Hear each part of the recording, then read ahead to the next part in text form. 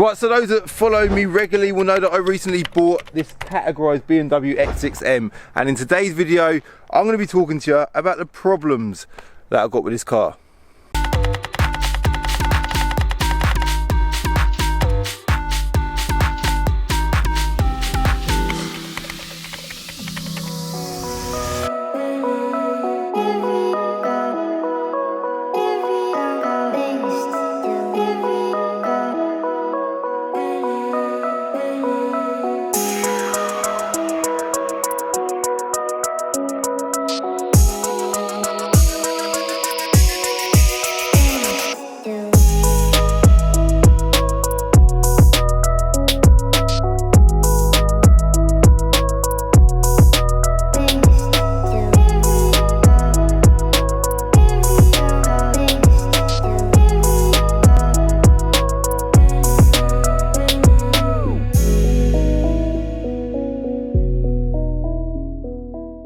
Right, here it is in my, I suppose it's my latest purchase, isn't it? The BMW X6M. Absolutely brilliant car. I never actually considered buying one of these cars ever. I've never really looked at them online. And when I got offered it as part exchange against my RS6, which I sadly had to part with, I was quite excited about it. When I first saw the first image of it, I was like, do you know what, that looks nice. The colour combo, so it's Long Beach blue with the black pack and black wheels.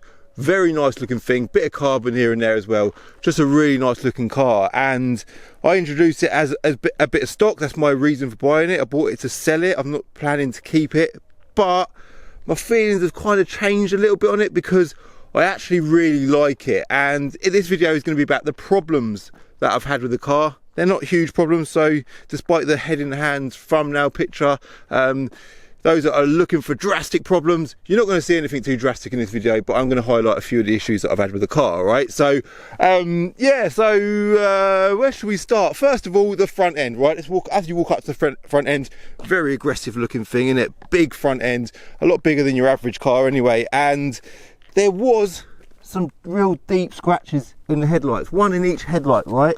And the only sort of mark on the headlight now is a dead fly because I've been having some fun in it. I've had a few bits done to it already, right? So I've had the headlights polished out, so they look a lot fresher now. So them scratches are now gone. Secondly, this thing here, right? There should be an X6 badge there, right? Bit of a sticky mark on there. Let's get rid of that whilst we're at it. And as you can see, it's missing. Now, to buy a correct X6M badge for the grille of one of these cars, it's going to cost you £71 on eBay, right? I've seen one on there. I'm going to order it today. Bit annoying that it's going to cost so much. I might get away with just getting the X6 badge because I've obviously got the M badge already, so I'll have another look at that today, but that's got to be done. That's bugging the head out of me.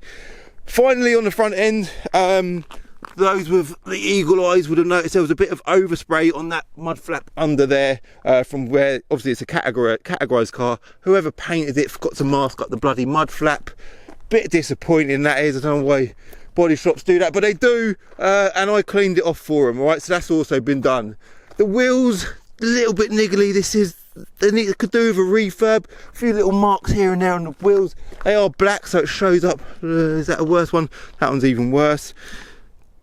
Curved marks on black wheels do show up a lot more, but overall it's a stunning car. It's done 48,000 miles, so it's expected that it's going to have a few little wear and tear things, and it is categorised. I talk about categorised cars a lot in videos. I am not the biggest categorised car fan. It will never be a pristine example, but it is the cheapest one available on the internet in the whole of the country. So pound for pound, it's a way of getting a car for good value for money. A lot of people love a categorised car because, like I say, you can get a lot of car for not a lot of money. So what else? As we come round, look at it, man. Look at that car. A lot of people talked about the body shape in the previous video because they are a funny shape thing, and it is a little bit pointless. It's like they got the X5 and they just chop this section of the boot off and give it like a slope back. A lot of cyclists out today. On my way to work, by the way, for people that are curious to know what I'm up to, I was on my way to work and my tyre pressure light came on. Very annoying. So I've jumped out of this sort of lane here to check the tyre pressures, and everything's fine. That's another issue that this car's got. The bloody tyre pressure light keeps blinking up. It's driving me mental. I'm going to get that sorted. But yeah, the body shape, anyway, gone off tracks a little bit. Body shape. I really like the look of this car. I actually love it. And again, like I said before, I have never ever considered one of these cars, and when I looked at it I was like, do you know what, that's a bit of me, that is. I've been daily driving the V8 Range Rover Vogue up until the point that I've got this car. I love the V8 Vogue, great car, it's a diesel. I think I've got like over 350 miles out of a full tank in it. But it ain't a sports car, it wallers about a bit of a fat heavy thing, does a very good job, but it's quite nice having a big car, and this does feel a hell of a lot smaller than the Vogue. And I suppose it depends what the purpose of your car is, but yeah, I am loving it. This does fit into my life brilliantly. I suppose at the minute I'm not doing many miles anyway, but I do really like the shape of it, I love the look of it, and I love the purpose of it. It does serve a very good purpose. So as we come around the back, this scuff on the bumper, man, that is bugging me. But again, like, it's hard getting stuff done at the minute because no one's working. If any smart repairers are actually out and about doing any jobs at the minute that want to get out to me, come and repair that little mark there, I'd be very happy. Just to get, don't need a lot of work, just needs a little bit of love, doesn't it? Inside, lovely interior this has got. I absolutely love sitting in this car. It's just like a really nice place to be, and you are driving an M car with 575 bhp under the bonnet, so you've got the full package, yeah, comfort, performance and luxuries, right? And as you jump in here, right, the first thing you're faced with, of course, is this wonderful M Performance steering wheel. Lovely thing that is. Bit of suede on, or Alcantara should I say, on the outside here, and then top and bottom you've got leather, and then in the centre here you've got this nice bit of carbon just to finish it off. But those that are got quite a good eye will notice that the blue paint on this section here has worn out a little bit, and that is very, very annoying. Obviously as the driver as well, that's what you're looking at all the time. And yeah, I've actually got some leather paint. I don't know if that's a stupid thing to do or not, but I might just brave that and see how well that comes out. I don't know, I'll let you know. Look out on my Instagram to see if I actually do that. Continuing on, obviously I mentioned the carbon and that in the previous video, love all of that. And if we start the engine, service due in 600 miles, right? Again, that needs sorting, right? Tyre pressure low, right? Look at that. I've reset the tyre pressures. I've done everything I'm told to do on this screen, yeah? And by the way, I love the BMW infotainment system. Literally love it. I'm so familiar with it as well because I've got the M6. But yeah, when I click reset, which I do here, do it all, blah, blah, blah. I won't do it on camera now because I've done it 150 times already today.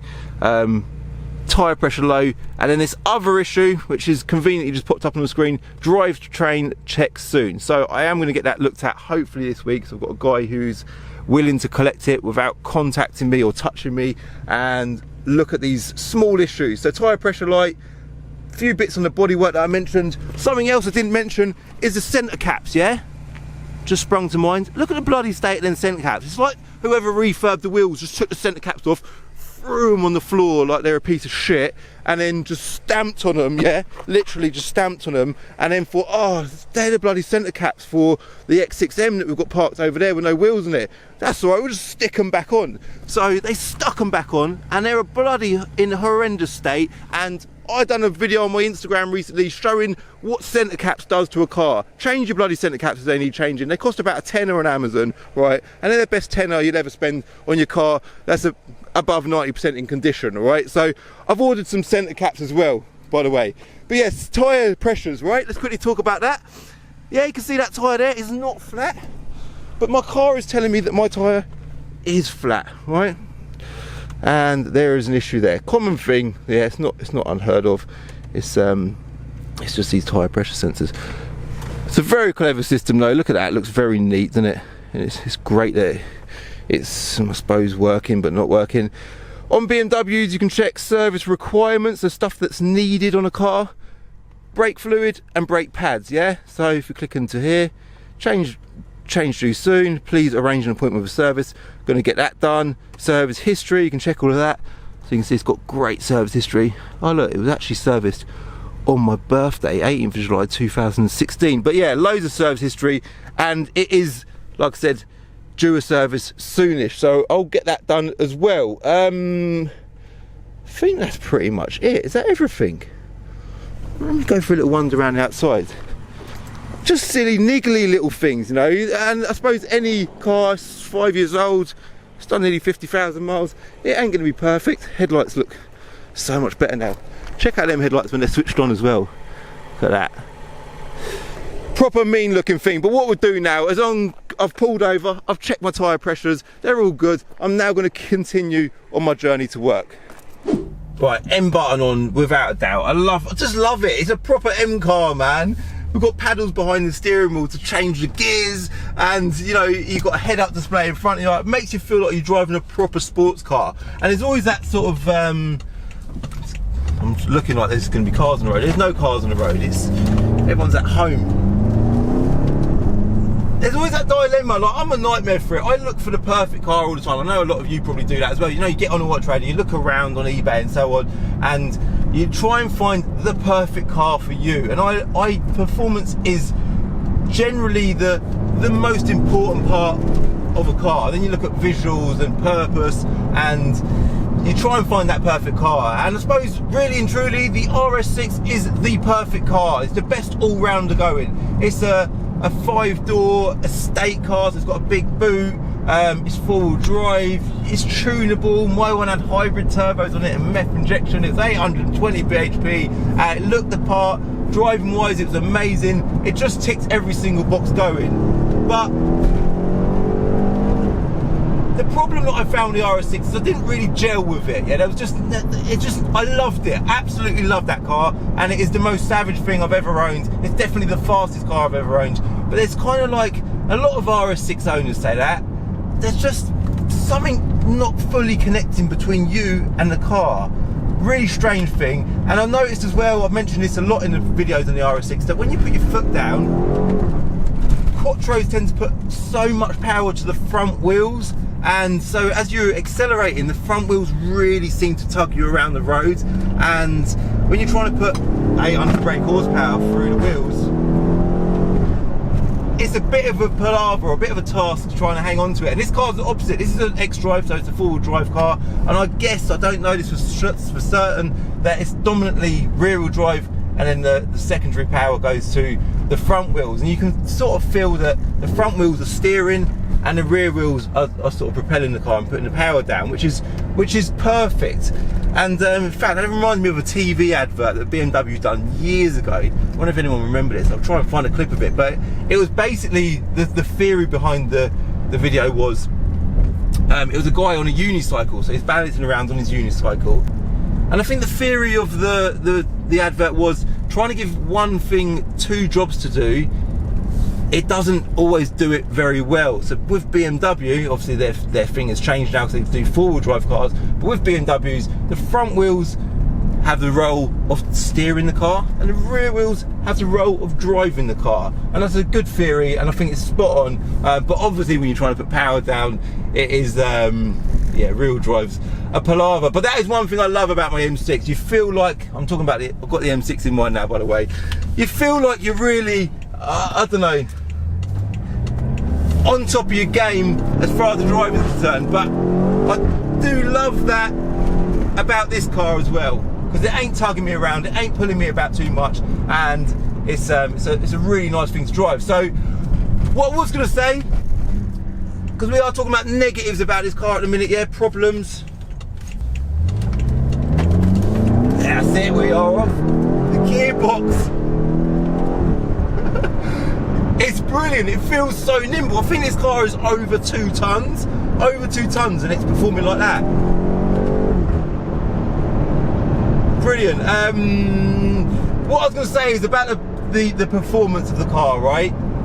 Obviously it's in stock form, it hasn't been tuned yet. I'm actually thinking about tuning it, because I'm liking this car. I like, as a combination, the M6 and the X6M, they sort of pair up really well. I love the mix of colours, the M6 obviously being signal green and this being Long Beach blue. Nice pair of cars. I've got the M6 when I have a tear up on my own, and then I've got the X6M when I want to have a tear up with the family in the car. Obviously I wouldn't do that, I'm joking. But yeah, the power delivery. I say it all the time about stock cars. The only stock car I think I've driven from memory that doesn't actually need tuning is my Subaru Cosworth, the CS400 Cosworth. That car is an amazing thing in stock form, but it is tuned by Cosworth from factory, so it's yeah, so cyclists, I've got no issue with cyclists, but that was quite a dodgy manoeuvre there. Driver to blame, to be fair, but yeah, a lot of cyclists on the road at the minute. But anyway, gone off tracks.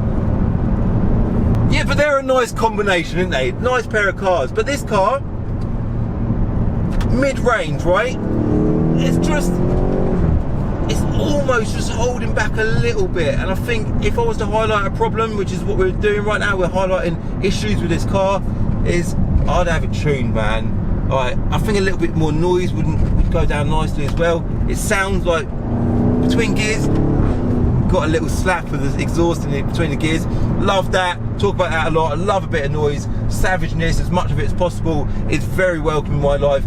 But so there is a little bit there, but it definitely could do with a little bit more. Bit more noise, bit more power. Tyre pressure light gone. What else? X6M badge on the grille. A few other little bits, but do you know what? Yeah, I am here highlighting all the problems with this car, but it's such a nice thing, and it is cheap. And let me talk about the word cheap quickly, right? The word cheap does not refer to the amount of money, right? I talk about cheap a lot. And if a Rolls Royce is worth 200 grand and you can now get it for 140 grand, that is cheap, right? A lot of money, granted, a hell of a lot of money, but definitely very cheap. And if you look at these on the market now, they're cheaper than the X5M simply because of the boot lid, I would say. A lot of people rule them out because they think, well, I'd rather have an X5M for more money, maybe, I don't know, but they've depreciated massively. A Range Rover SVR is probably about 15 grand more than one of these. And is that a better car? I suppose it's personal preference, but they're a cheap car. This is the cheapest one in the country. I mentioned that earlier in the video, and as far as value for money is concerned, I've basically got a proper low-end, categorized, cheap X6M, but it's got all the spec, it's got the colour that I'd asked for, it's got not bad mileage, decent history, and you know what? After all these little bits are done, it's going to be a proper nice car. So yeah, man, I'm gonna wrap the video up now. As you've probably noticed, I am just continuing on content as normal. I thought coronavirus would really restrict my content flow, but it's not. I'm getting up and going to work every day, not doing much at work. There's not really much I can do. There's no customers there. I'm going there, I'm cleaning cars, sorting stuff out, making use of my time as best as I can, like we all are. Pretty much bored, just trying to keep myself busy. So content will continue. I've got access to over 100 cars. You know, I've got lots of cars that I can film. I've got access to a private road. Police might stop me one day. That would make an interesting video, wouldn't it? He might just spin it round and chase me now. That'd be a laugh. But I'm allowed to be doing what I'm doing, and I am banging on now. So I'm going to end this video right now, but all of these issues are going to get sorted as soon as possible, and I've got a few updates on my channel, stuff to talk about, up and coming soon. So if you are new to my channel, hit subscribe for a new video every Wednesday and Sunday at 6 o'clock. Give me a follow on Instagram as well, at Calvin's Car Diary, and hit like, yeah? Do me a favour, hit that like button. I'll see you in the next video, alright? Bye. In the next episode of Diary of a Car Trader, basically I've had a big package arrive from America for the M6, and it's something that's going to be an absolute game changer for this car. Don't worry though, I'll be telling you all about it in my next video. That'll be live on Wednesday at 6 o'clock.